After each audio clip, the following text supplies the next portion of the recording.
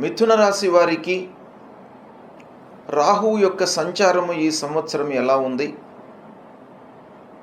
ఆ సంచారం మూలకంగా ఎలాంటి ఫలితాలు ఉండబోతున్నాయి, ఏ కార్నర్స్లో శుభ ఫలితాలు ఉన్నాయి, ఏ కార్నర్స్లో మనం జాగ్రత్తలు తీసుకోవాలి అనేటువంటి విషయం పైన మనం ఫోకస్ పెడదాం.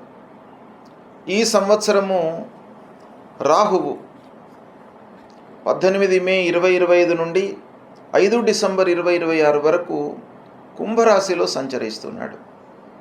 అంటే 18 మే రోజున మీనరాశి నుండి కుంభరాశిలోకి ప్రవేశిస్తున్నాడు. అది మొదలుకొని దాదాపు 1.5 సంవత్సరాలు కుంభరాశిలో సంచరిస్తున్నాడు. ఈ కుంభరాశిలో సంచరించడము శనివత్ రాహు అన్నారు. రాహువు శని ఏవైతే మనకు ఫలితాలను కలిగిస్తాడో అలాంటి ఫలితాలని రాహువు కూడాను ఇస్తాడు. అంటే శుభ ఫలితాలను ఇవ్వడానికి శని కూడాను అత్యంత కారకుడు, మంచి ఫలితాలను ఇస్తూ ఉంటాడు. అశుభ ఫలితాలను కూడాను శని ఇస్తూ ఉంటాడు. కాబట్టి రాహువు కూడాను మంచి స్థానాలలో సంచరిస్తూ ఉన్నప్పుడు అద్భుతమైనటువంటి ఫలితాలను ఇస్తూనే, దుస్థానాలలో సంచరిస్తూ ఉన్నప్పుడు మనకు ప్రతికూలమైనటువంటి ఫలితాలను మెండుగా ఇస్తాడు అనేటువంటిది శాస్త్రం చెప్తుంది. కాబట్టి ఈ రాహువు యొక్క సంచారము అత్యంత ప్రాధాన్యతను సంతరించుకున్నది. అయితే ఈ సంవత్సరము మిథున రాశి వారికి 9వ స్థానంలో రాహువు సంచరిస్తున్నాడు. 9వ స్థానంలో రాహువు సంచరించడము కొంత మనకు ఇబ్బందికరంగా ఉంటుంది. అంటే ధార్మికమైనటువంటి కార్యక్రమాలు మీరు చేపట్టాలి అని మీకు మనసులో ఉంటుంది, కానీ అది కార్యరూపంలోకి దాల్చకుండా మధ్యలో నిలిచిపోవడము, మధ్యలో ఆగిపోవడము, ఆర్థికపరమైనటువంటి ఇబ్బందులు లేదా ఏదో కారణంతో అందులో ప్రొలాంగ్ కావడం అనేటువంటిది కూడాను ఇక్కడ ఈ రాహు మూలకంగా మనకు కలుగుతుంది. 9వ స్థానం ముఖ్యంగా తల్లిదండ్రులకు, అంటే ముఖ్యంగా తండ్రికి సంబంధించినటువంటి స్థానం. కాబట్టి పెద్దల యొక్క మాటను, కుటుంబ పెద్దల సూచనలను, సలహాలను మీరు ఇగ్నోర్ చేసేటువంటి అవకాశాలు ఉంటాయి. కాబట్టి దీన్ని రెక్టిఫై చేసుకోవాలి. ఎందుకంటే పెద్దల యొక్క సలహాలు, సూచనలు చాలా మనకు గౌరవప్రదమైనటువంటిదే కాకుండా వాళ్ళ యొక్క అనుభవంలో ఉన్నటువంటి విషయాలన్నిటినీ కూడాను క్రోడీకరించి మనకు ఒక సూచనప్రాయంగా ఇస్తూ ఉంటారు. కాబట్టి మీరు తప్పకుండా పెద్దల యొక్క సలహాలను పాటించాలి. అయితే ఈ సమయంలో కొంత ఓవర్లుక్ చేసేటువంటి అవకాశాలు ఉన్నాయి. ధార్మిక కార్యక్రమాలు, పెద్దల సలహాలను, పెద్దల సూచనలను మీరు ఓవర్లుక్ చేస్తారు. అంతేకాకుండా ఫ్రీక్వెంట్గా ప్రయాణాలు కూడాను మీరు చేపడతారు. ప్రయాణాల మూలకంగా అలసట, అనారోగ్యము, తర్వాత పెట్టుబడుల విషయంలో మీరు జాగ్రత్తలు తీసుకోవాలి. అంటే రాహు 9వ స్థానంలో ఉన్నప్పుడు మనకు అదృష్టం అనేటువంటిది అంతగా కలిసి రాదు. కనుక మీరు కేవలము అదృష్టం పైననే ఆధారపడకుండా మీ స్కిల్స్, మీ శ్రమ, మీ యొక్క ఎఫర్ట్స్ అనేటువంటిది చాలా ముఖ్యం ఇక్కడ. కాబట్టి ఇది మీరు పెట్టాలి అనేటువంటిది ఇండైరెక్ట్గా మనకు ఈ రాహు మూలకంగా తెలుస్తుంది. కాబట్టి మీరు ప్రతి విషయాన్ని కూడాను సూక్ష్మంగా ఆలోచించి ప్రారంభించడం మంచిది. అనవసరమైనటువంటి ఆలోచనలకు దూరంగా ఉండండి. ఈ 9వ స్థానంలో సంచరిస్తున్నప్పుడు ముఖ్యంగా కొంత అధైర్యానికి గురి చేస్తాడు. అధైర్యము ఎప్పుడు సంభవిస్తుంది మనకు అనంటే, మనం చేపట్టినటువంటి కార్యక్రమాలలో కార్యసిద్ధి అంటే సక్సెస్ రేట్ అనేటువంటిది తక్కువగా ఉన్నప్పుడు మనకు అధైర్యము, భయము, భ్రాంతి, ఆందోళన ఇలాంటివన్నీ కూడాను రాహు మూలకంగా కలుగుతాయి. రాహు ముఖ్యంగా ఇలాంటి వాటిపైన ఎక్కువ ప్రభావాన్ని చూపిస్తాడు, మనిషిని అధైర్యంలోకి నెట్టుతాడు. కాబట్టి మీరు కొంత జాగ్రత్తగా నిర్ణయాలు తీసుకోవాలి. బంధువులు, ఆత్మీయులతో సత్సంబంధాలను పెంచుకోవడానికి ప్రయత్నం చేయాలి. ఇక అందరి సలహాలను తీసుకోవడం చాలా మంచిది ఈ సమయంలో. కానీ వాళ్ళందరి సలహాలను మీరు ఏకకాలంలో అమలు చేయడం అనేటువంటిది సాధ్యం కాదు కనుక మీరేం చేయాలి? అందరి సలహాలను తీసుకొని అందులో మీకు అనుకూలమైనటువంటివి, మీకు ఏదైతే అనుకూలము లాభదాయకంగా ఉంటుందో దాన్ని మట్టుకే మీరు కార్యాచరణలో పెట్టండి.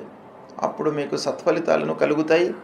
కాబట్టి ముఖ్యంగా రాహు మూలకంగా మీకు కొంత ఇబ్బంది ఉంది ఈ సమయంలో. అయితే మనకు పాజిటివ్ పాయింట్ ఏంటంటే ఇదే సమయంలో కేతువు మీకు బాగా అనుకూలంగా ఉన్నాడు. కేతువు 3వ స్థానంలో సంచరిస్తున్నాడు. 3వ స్థానంలో కేతువు సంచరించడము చాలా కలిసి వస్తుంది. అన్నదమ్ములతో మీకు అనుబంధం ఏర్పడుతుంది. పూర్వం ఉన్నటువంటి వైషమ్యాలు, కలహాలు ఇవన్నీ కూడాను దూరం అవుతాయి. తర్వాత ఇప్పుడు రాహు మూలకంగా బంధువులతో కొంత అనర్థాలు అనేటువంటిది 9వ స్థానంలో సంచరించడం మూలకంగా ఉంది. అయితే కేతువు దాన్ని రెక్టిఫై చేస్తాడు. కేతువు 3వ స్థానంలో ఉన్నప్పుడు భ్రాతృస్థానము, అన్నదమ్ములకు సంబంధించినటువంటి స్థానం, మీరు వీర్య పరాక్రమాలు ప్రదర్శించేటువంటి స్థానం. కాబట్టి ఇవన్నీ కూడాను మీకు బాగా కలిసి వస్తాయి. ఆర్థిక లాభం కూడాను ఇందులో గోచరిస్తుంది. కార్యసిద్ధి కూడాను బాగా ఉంది. రాహు మూలకంగా కొంత ఇబ్బంది ఏర్పడినప్పటికీ కేతువు దాన్ని కాంపెన్సేట్ చేస్తాడు. కనుక మీరు కొంత ఆలోచించి నిర్ణయాలు తీసుకున్నట్టయితే సత్ఫలితాలను పొందుతారు. అంతేకాకుండా తీర్థయాత్రలు, విహారయాత్రలు, ఆధ్యాత్మికమైనటువంటి కార్యక్రమాలు చేపట్టేటువంటి అవకాశాలు బాగా ఉన్నాయి. ఓవరాల్గా మనం చూసినట్టయితే రాహు మూలకంగా కొంత మీకు ఇబ్బంది ఏర్పడినప్పటికీ కేతువు మూలకంగా మీకు బాగా కలిసి వస్తుంది ఈ సమయం లోపల. ఎప్పుడు 18 మే 2025 నుండి 5 డిసెంబర్ 2026 వరకు కూడాను 1.5 సంవత్సరాలు కేతువు మీకు బాగా అనుకూలంగా ఉన్నాడు. కేతువు చాలా మంచి పనులు చేస్తాడు. ఇగ్నోర్ చేయవలసినటువంటి అవసరం లేదు. గురు శనులు ఎలాంటి ఫలితాలను ఇస్తారో రాహుకేతువులు కూడాను జాతకుడికి అలాంటి ఫలితాలను ఇచ్చేటువంటి అవకాశాలు ఉన్నాయి.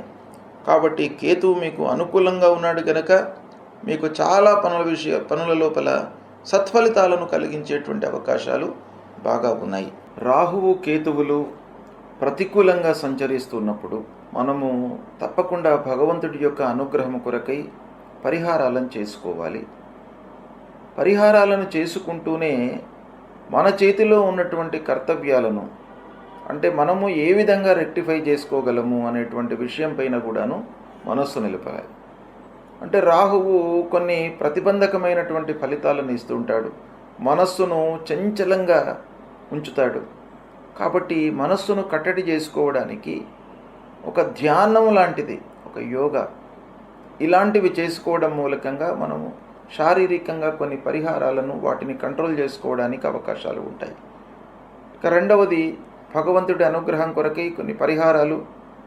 మొట్టమొదలు ఏం చేయాలి? రాహువు ప్రతికూలంగా ఉన్నప్పుడు, ప్రతికూలము అనంటే జన్మస్థానంలో సంచరిస్తున్నప్పుడు, ద్వితీయ స్థానంలో సంచరిస్తున్నప్పుడు, చతుర్థం అర్ధాష్టమ స్థానంలో సంచరిస్తున్నప్పుడు, పంచమ స్థానంలో సంచరిస్తున్నప్పుడు, సప్తమ స్థానంలో సంచరిస్తున్నప్పుడు, అష్టమ స్థానంలో సంచరిస్తున్నప్పుడు, నవమ స్థానంలో సంచరిస్తున్నప్పుడు, దశమ స్థానంలో సంచరిస్తున్నప్పుడు, ద్వాదశంలో సంచరిస్తున్నప్పుడు, అంటే ప్రతికూలమైనటువంటి స్థానాలే రాహువుకు ఎక్కువగా ఉన్నాయి. 3, 6, 11 ఈ 3 స్థానాలే రాహువుకు శుభాన్ని కలిగించేటువంటి స్థానాలు. అయితే రాహుకేతువులకు ప్రత్యేకమైనటువంటి స్థితులు ఉన్నాయి. వాళ్ళు ఏ రాశిలో ఉన్నారో ఆ రాశ్యాధిపతి యొక్క అనుకూలత ఎలా ఉంది అనేటువంటిది కూడాను మనం లెక్కలోకి తీసుకుంటాం. కాబట్టి ఇన్ని స్థానాలు ప్రతికూలంగా ఉన్నాయి అనేటువంటి భయం మనకు లేకుండా మనము ఈ రాహు మూలకంగా ముఖ్యంగా జపం, రాహువుకు మనకు శాస్త్రంలో చెప్పబడినటువంటిది అర్ధకాయం మహావీర్యం చంద్రాదిత్య విమర్దనం సింహికా గర్భ సంభూతం తం రాహుం ప్రణమామ్యహం అనేటువంటి మూలమంత్రాన్ని ప్రతినిత్యం కూడాను చదువుకోండి. జప సంఖ్య ఈ రాహువుకు 18,000 సార్లు శాస్త్రంలో చెప్పబడి ఉంది. 18,000 సార్లు మీరు జపించినట్టయితే రాహు అనుకూలించి రాహు మూలకంగా కలిగేటువంటి దుష్ప్రభావము దూరమవుతుంది. అయితే 18 సార్లు మీరు చేయడం అనేటువంటిది ఒక రోజులో అయ్యే వ్యవహారం కాదు. కనుక మీరు స్వయంగా చేసుకోవడం చాలా ఉత్తమము. మీరు చేసుకోలేని పక్షంలో వేరే వాళ్ళను నియోగించి మీరు చేయించడము మంచిది. ప్రథమంగా మీరు చేసుకోవడమే మంచిది కాబట్టి మీరు ప్రతినిత్యం కూడాను ఒక 18 సార్లు రాహు మూలమంత్రాన్ని జపించండి. తర్వాత మినుములు దానం ఇవ్వండి. మినుములను దానం ఇచ్చినట్టయితే ఈ రాహువు ప్రీతి చెందుతాడు. గోమేధికం ధరించండి.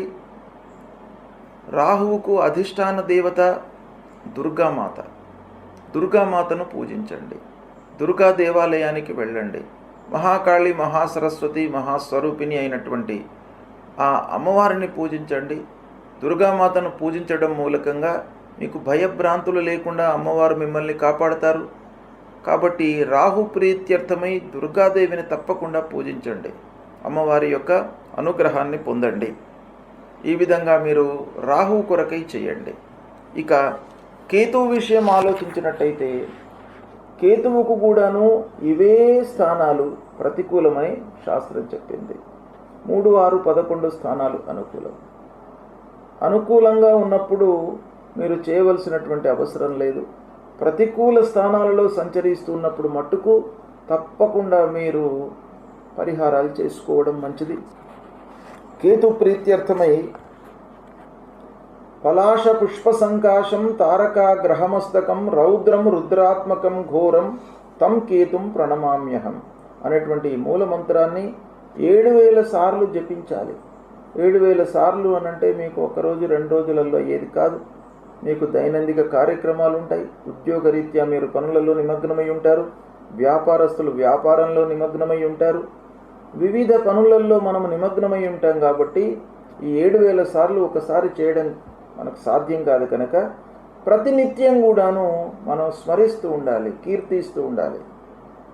కనీసం 7 సార్లు మీరు ప్రతినిత్యం కూడాను ఆ కేతు భగవానునికి ఈ శ్లోకాన్ని మీరు జపించండి. తర్వాత గణపతి కేతువుకు అధిష్టాన దేవత కాబట్టి గణపతిని పూజించండి. గణపతి దేవాలయానికి వెళ్ళండి. మీకు ఆటంకాలు రాకుండా గణపతి మిమ్మల్ని కాపాడుతాడు. ఉండ్రాళ్ళు నైవేద్యం పెట్టండి. ఉండ్రాళ్ళను మీరు ఆ నైవేద్యాన్ని మీరు ప్రసాదంగా తీసుకొని సేవించండి. అప్పుడు ఆ గణపతి యొక్క అనుగ్రహం లభిస్తుంది. తర్వాత కేతువుకు ఉలువలు దానం ఇవ్వండి.